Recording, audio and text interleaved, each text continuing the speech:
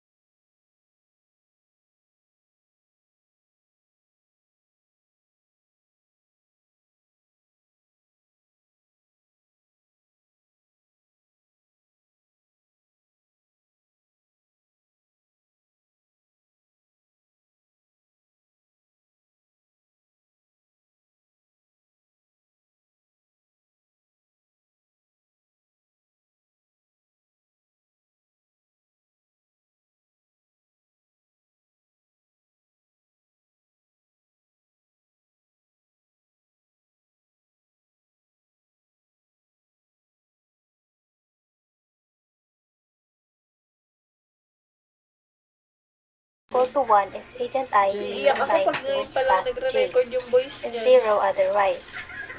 Ngayon ko lang napindot. This this is a binary variable. Tapos, Ano ko naintindihan? yung isa is for this, yung nasa baba po ng xij na Pero yung cij, topic namin madali. nire-represent niya po yung cost when assigning agent I to task J. Tapos ito po yung nasa baba, yung malaking picture. The general linear programming model is as follows.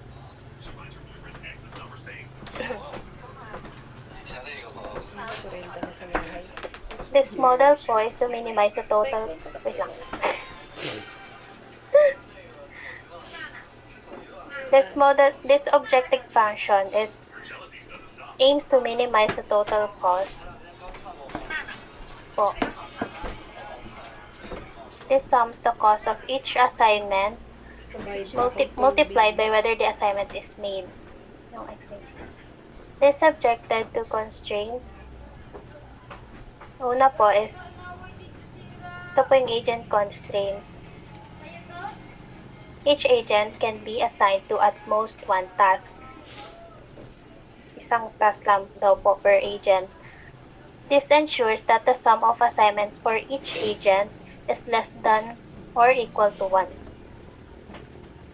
Sunod po is task constraints. For task naman po to. Each task must be assigned to exactly one agent. This ensures that the sum of assignments for each task is equals to one agent. Sunod naman po is yung non-negativity constraint. Dapat po non-negative yung makukuhang basta. Sunod na po.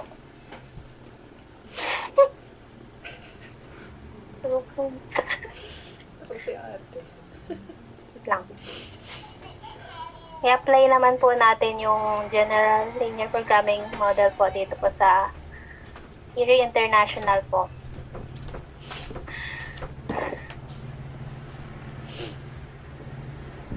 Aray ko. Wait lang. Erie International contracts with the state of Tennessee and others for a variety of construction projects, including higher education facilities, hotels, and park facilities. At any particular time, Erie typically has more than 100 ongoing projects. Each of these projects must be assigned a single manager. With 7 managers available, it means that there are 7 multiplied by 100 is equal to 700 assignment variables, assisted by an outside consultant. Erie International developed a mathematical model for assigning construction managers to projects. Binasa ko lang.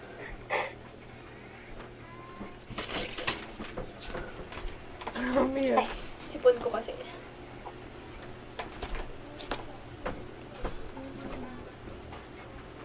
The assignment problem developed by Erie uses 0, 1 decision variables for each manager, project pair, just as in the assignment problem discussed previously. The goal in assigning managers is to balance the workload among managers and at the same time to minimize travel costs from the manager's home to the construction site. Thus, an objective function calculation for each possible assignment was developed that combined project intensity with the travel distance from manager's home to construction site.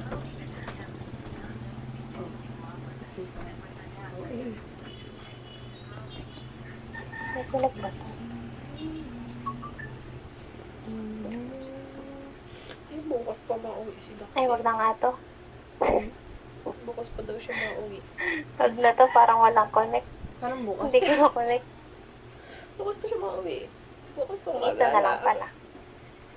Tagal Wala na. kayong pass bukas? Online? Online or Ano lang. Pero ano, hindi ko siya nauwi.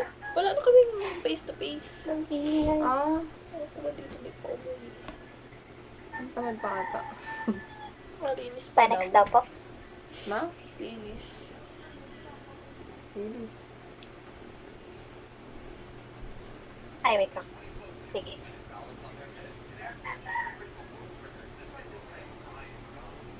Marami yung ilan ko na yun. Di ba po, sabi daw kanina, sabi daw po ang assignment problem, dapat, pag isang agent, dapat isang task din. Pero, in general, it can be assigned to 2 or more tasks. Oh, shit. So, katulad po kanina, kay Terry's assignment po, nasa na yun?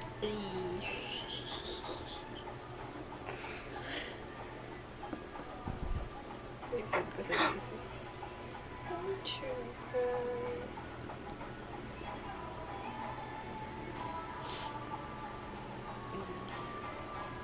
Kanina, 1 lang.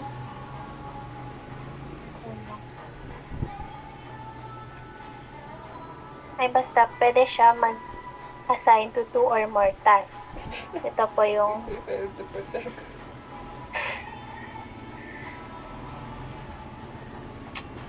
ayan.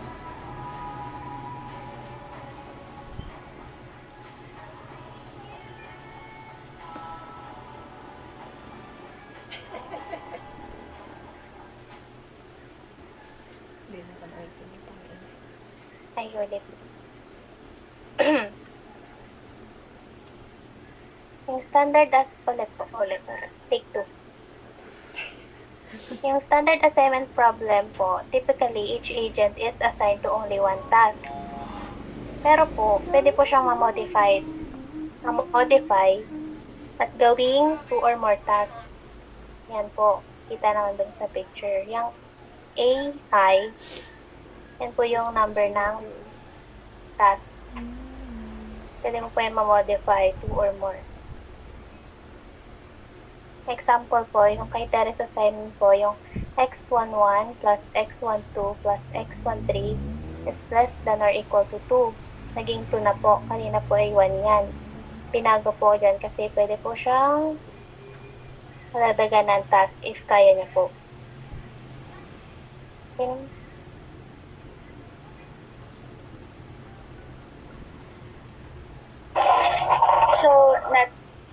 So next po, we have the Hungarian method.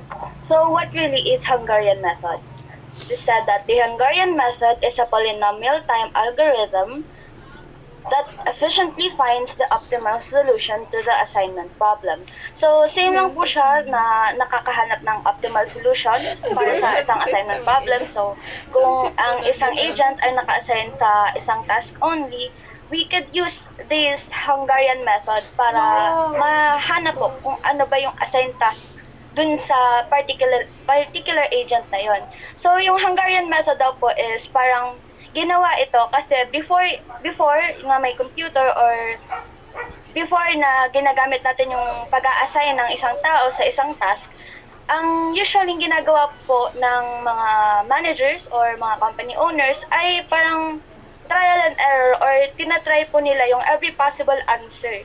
So, in that way po, parang mas natatagalan po yung paghahanap ng assigned na task para dun sa agent na yon. So, ito pong Hungarian method na to ay na-develop in order to find the optimal solution to the assignment problem in just a short period of time. Now, it is called the Hungarian method po in honor of the Hungarian mathematicians Denis Koenig and Jana Echevarri, who laid the foundation for the algorithm. So, ito pong dalawa, sila po yung early contributors nitong Hungarian method. Well, ang nag-formally introduce naman po nito ay, ang nag-study po nito is si Harold W. Kohn in 1995. Next slide po.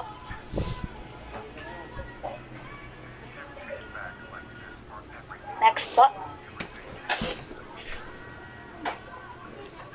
So, we will have the estimate completion time for the fall marketing research assignment.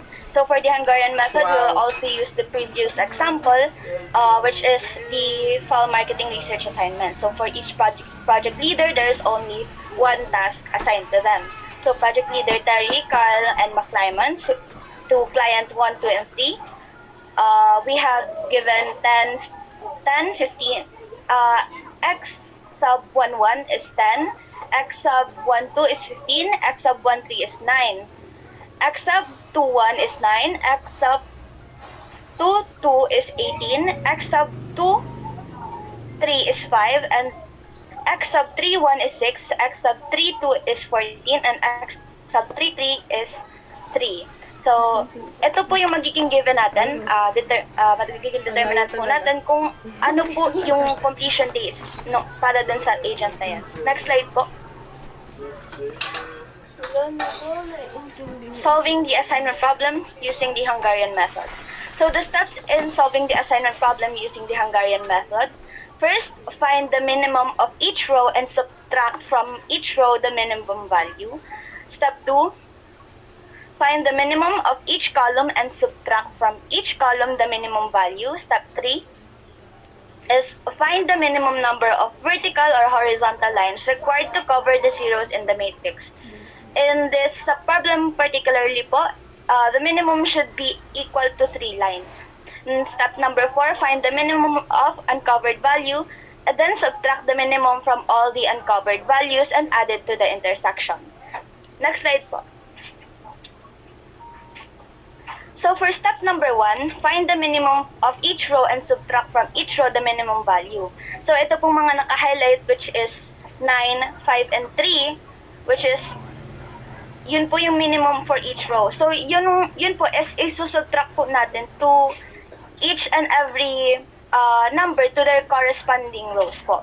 So 9 minus 10, 9 minus 15, 9 minus 0, 5 minus 9, 5 minus 18, and so on and so forth. So, next slide po. Ay, tap.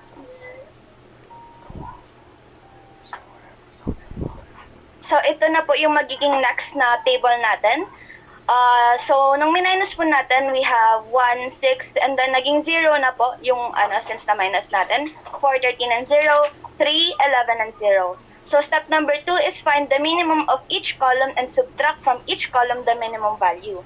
So, ang minimum value po for each column, sa column 1 is 1 and sa column 2 is 6. Sa column 2, hindi na po tayo naglagay since 0 na po lahat. So, same din, isusubtract po natin yung minimum value to its corresponding column. So, next po. So, ito na po. So, minus na po natin yung minimum number sa mga corresponding columns niya. Ngayon, find the minimum number of vertical or horizontal lines required to cover the zeros in the matrix. So, dapat po, kapag nag-line po tayo sa kanila, ang minimum number po ng lines para makover lahat ng zero is dapat 3 lang po. So, patap daw po. Another. So, dito po, ang minimum po na lines para makover lahat ng zero ay 2 lang. So, the minimum is only equal to 2 lines, which means wala pa po tayo dun sa optimal solution ng problem. So, para ma-reach po natin yung optimal solution ng problem, yung minimum of lines po ay dapat mag-equal to 3 lines. Next slide po.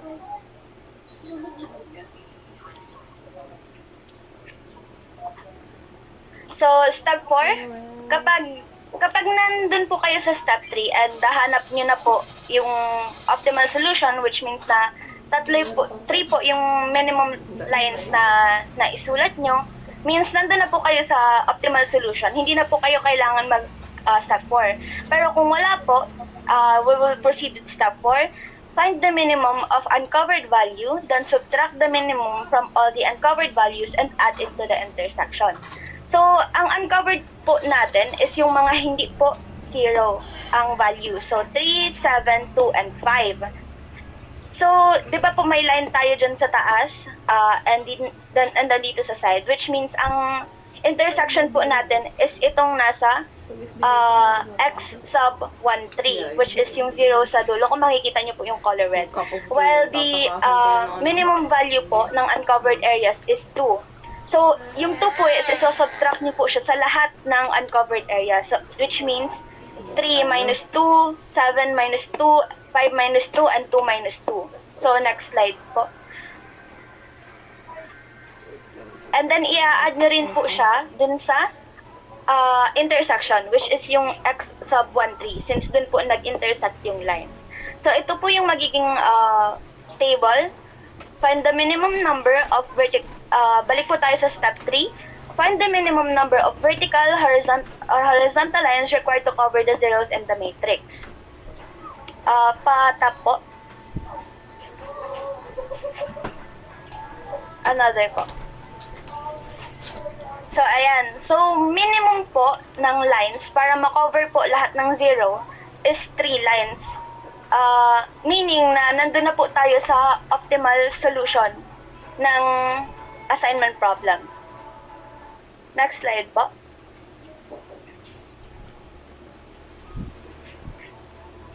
So, kapag nagawa na po natin ito na po ang sunod natin gagawin.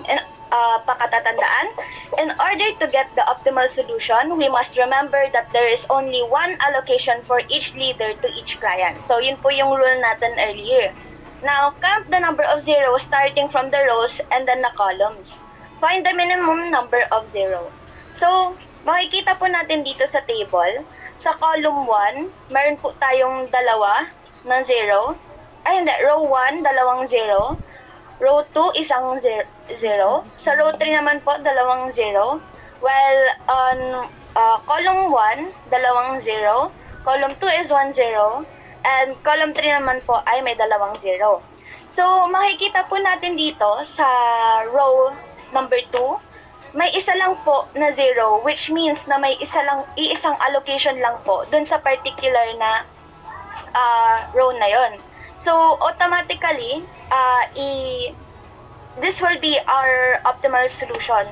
So, i-highlight po natin siya since yun na po yung mismong answer doon.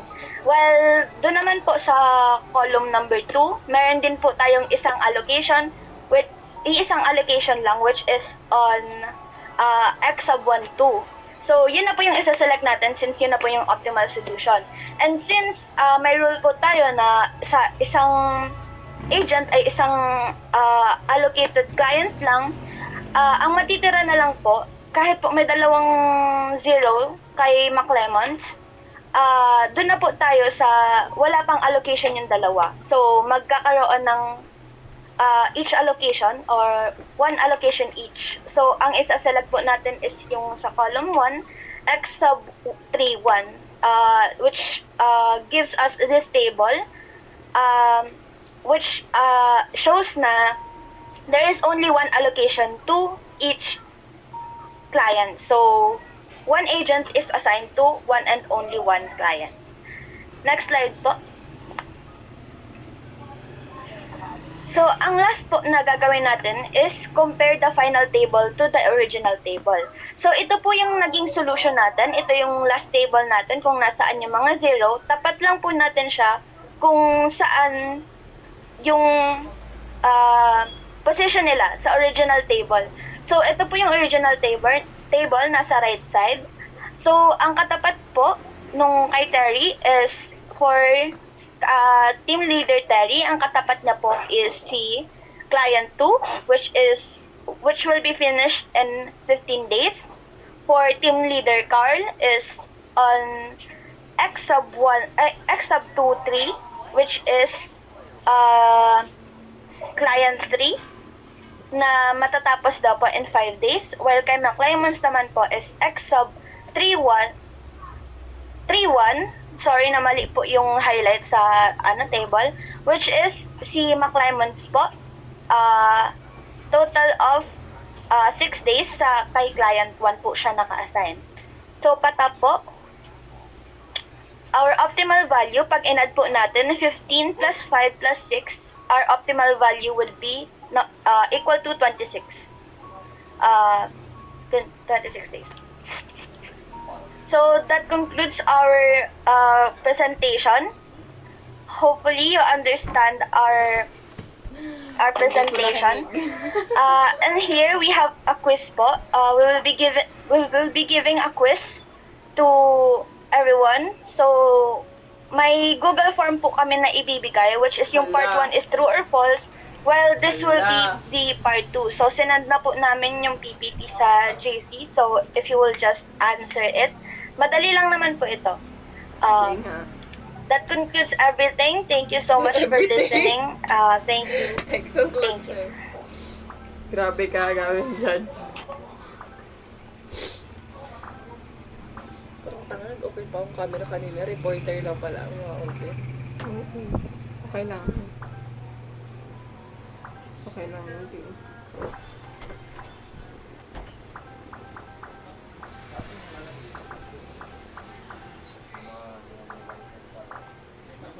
Tulog na si madam.